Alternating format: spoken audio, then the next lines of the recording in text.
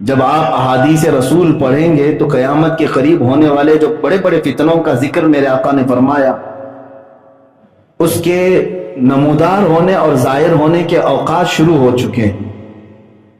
یہ کے بعد دیگرے ہمیں ختم کرنے کے لیے، ہمیں مار ڈالنے کے لیے منصوبے بنانا شروع ہو چکے، اور وہ حدیث بھی صادق آ گئی جو ابو داؤد شریف کی حدیث ہے۔ میرے آقا صلی اللہ علیہ وسلم فرماتے ہیں یوشک ان تداعى علیکم الامم کما تداعى الاکلۃ الی قصعتها۔ حضور فرماتے ہیں عنقریب تم دیکھو کہ میری امت پر ساری قومیں ایسے جھپٹ پڑیں گی جیسے بھوکا برتن پہ جھپٹتا ہے، ہر کوئی میری امت کو نشانہ بنائے گا۔ تو صحابہ اکرام رضوان اللہ تعالی علیہم اجمعین نے اس وقت پوچھا تھا یا رسول اللہ صلی اللہ علیہ وسلم، کیا اس وقت آپ کی اس امت کی تعداد کم ہوگی؟ کیوں ایسا کریں گی پوری دنیا کی قومیں مل کر کے؟ سب ان کو کیوں پریشان کریں گے؟ آپ کے غلاموں پر کیوں جھپٹ پڑیں گے؟ اللہ کے نبی صلی اللہ علیہ وسلم فرماتے ہیں تعداد کم نہیں بلکہ بہت زیادہ ہوگی۔ وَلَكِنَّكُمْ كَثِيرُونَ، حضور فرماتے ہیں بلکہ تم بہت بڑی تعداد میں ہوں گے۔ لیکن ساتھ میں میرے آقا صلی اللہ علیہ وسلم نے یہ فرمایا غَثَاءً كَغَثَاءِ السَّيْلِ، لیکن ان کی حیثیت ایسی ہوگی جیسے سمندر کا جھاگ ہے، یعنی دکھنے میں بہت ہوں گے، ان کے اندر طاقت و قوت نام کی کوئی چیز نہیں رہ جائے گی۔ آج ایک ملک کی تعداد کے اعتبار سے ہم 25 کروڑ 25 کروڑ 25 کروڑ کا نعرہ لگاتے ہیں۔ میرے عزیزوں یہ 25 کروڑ تعداد میں بہت بھاری ہے، بہت بھاری ہے، لیکن مجھے بتاؤ کیا یہ اتنی بڑی تعداد مل کر وہ 313 جو بدر میں آئے تھے ان کے برابر ہو سکتی ہے؟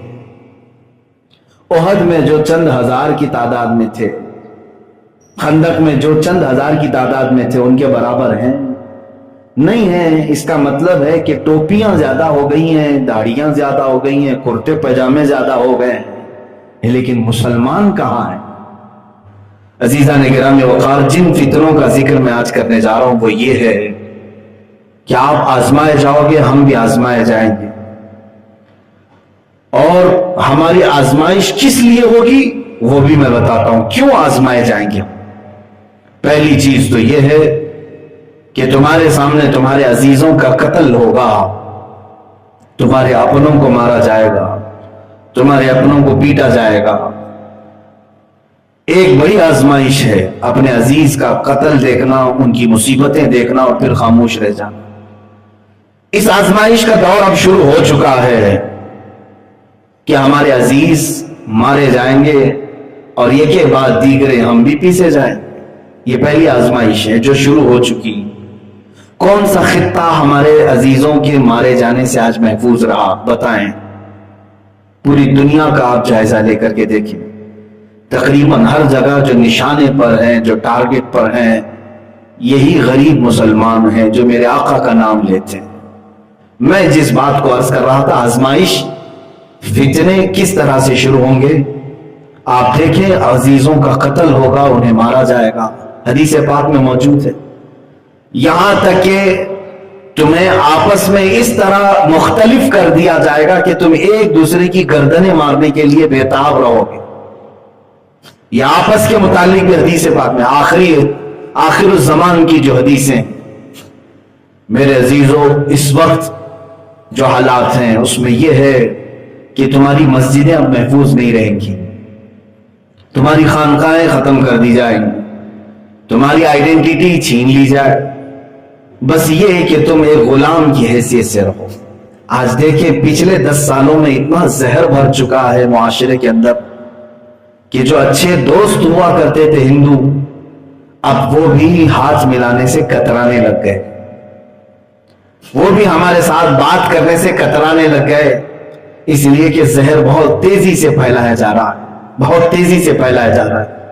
اب میں آپ کو بتاتا ہوں حدیث رسول، تمہارے اوپر ذلت پر ذلت آتی جائے گی۔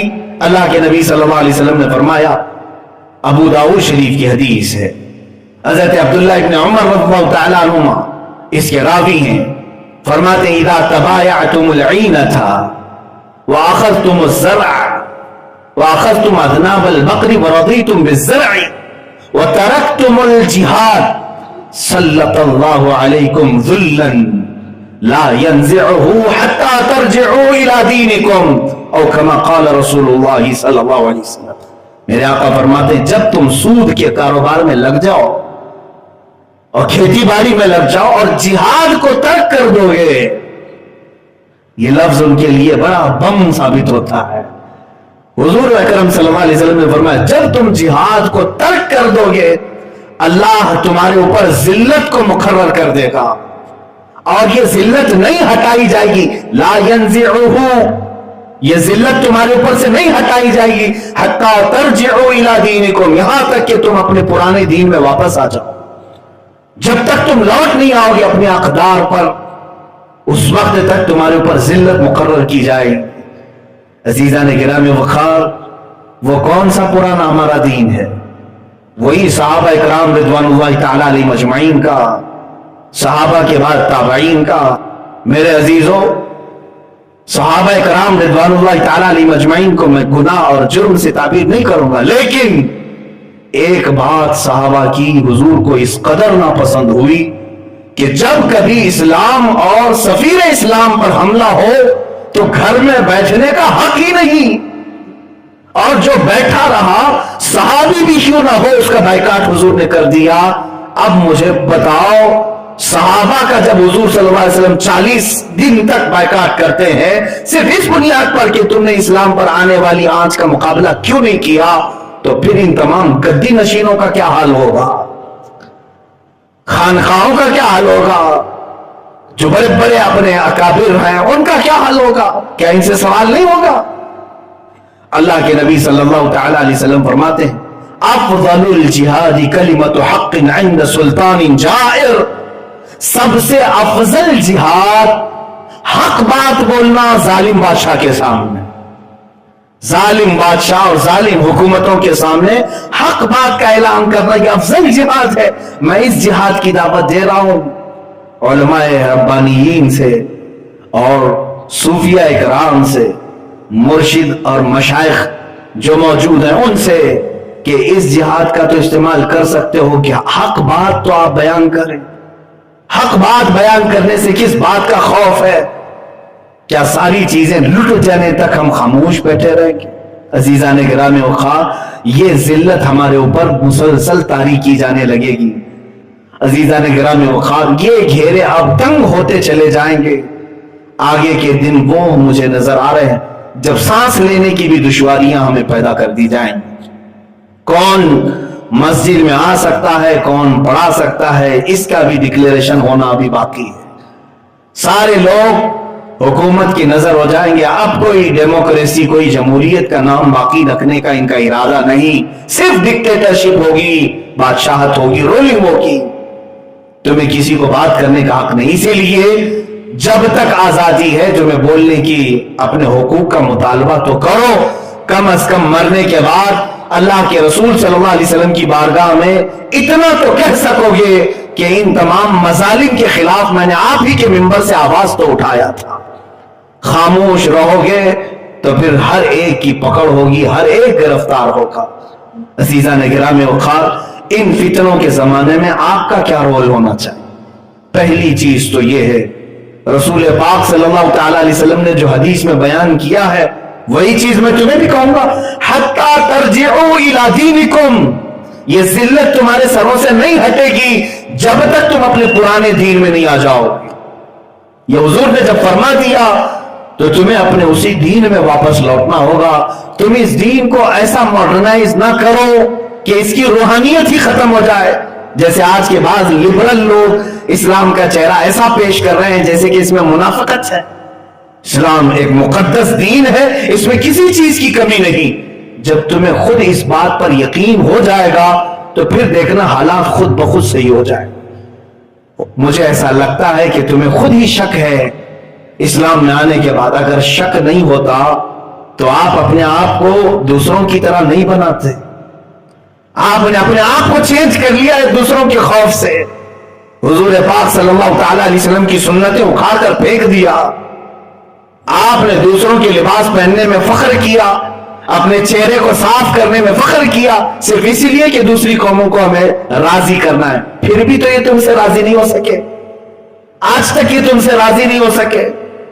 बाज लोग पूजा भी कर लिए फिर भी राजी नहीं हुए, नहीं हो सकेंगे मेरे अजीजों। मेरी बात सुन लो, जब दूसरे लोग अपने दीन में पुख्ता हैं तो तुम भी अपने दीन में पक्के हो जाओ। कुरान का यही हुक्म है, या अय्युहल्लज़ीना आमनू उदखुलू फ़िस्सिल्मि काफ़ा, ऐ ईमान वालो इस्लाम में पूरे के पूरे दाखिल हो जाओ। हुजूर अकरम सल्लल्लाहु तआला अलैहि वसल्लम की गुलामी को बिल्कुल बसरो चश्म कबूल करो, बल्कि दिल से कबूल करो, और इसमें जरा बराबर आपको झिझक नहीं होनी चाहिए, शर्म नहीं होनी चाहिए। मेरे अजीजों, न तुम्हारे लिबास से न तुम्हारे इन अमामों से, बल्कि तकलीफ दुश्मन को है तुम्हारे नाम इस्लाम से, जो तुम वाबस्ता हो जिस दीन से।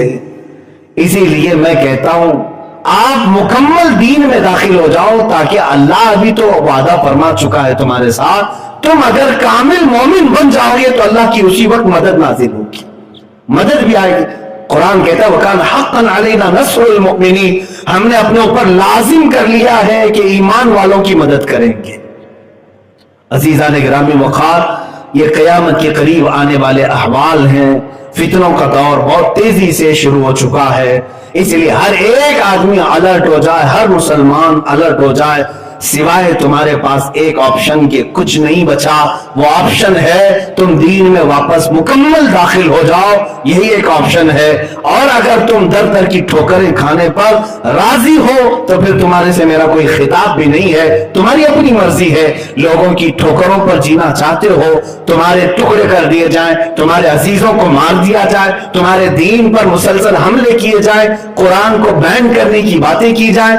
इसलिए मैं कह रहा हूं कि जब तुम खुद ही नमाजों से गायब हो, कुरान को खुद ही छोड़े बैठे हो, रसूल की सुन्नतों को खुद ही तर्क किए हो, तो फिर ये तो दूसरों को बोलने का मौका तो बहुत ज्यादा है। आप वापस इस दीन में मुकम्मल दाखिल हो जाओ। इकबाल का वो शेर मुझे बहुत अच्छा भी लगता है, मैं गुनगुनाता भी हूं। उनके जो हम गुलाम थे खल्क के पेशवा रहे, उनके जो हम गुलाम थे खल्क के पेशवा रहे, उनसे फिरे जहां फिरा फिर आई कमी वकार में। हमें करनी है शहंशाह बतहा की रजा जोई, वो अपने हो गए तो रहमत परवरदिगार अपनी, अगर वो अपने हो गए रहमत परवरदिगार अपनी हो जाएगी। अजीज़ान गिरामी वक़ार, मेरे इसी मैसेज पर मैं अपनी गुफ्तगू का इख्तिताम करता हूँ।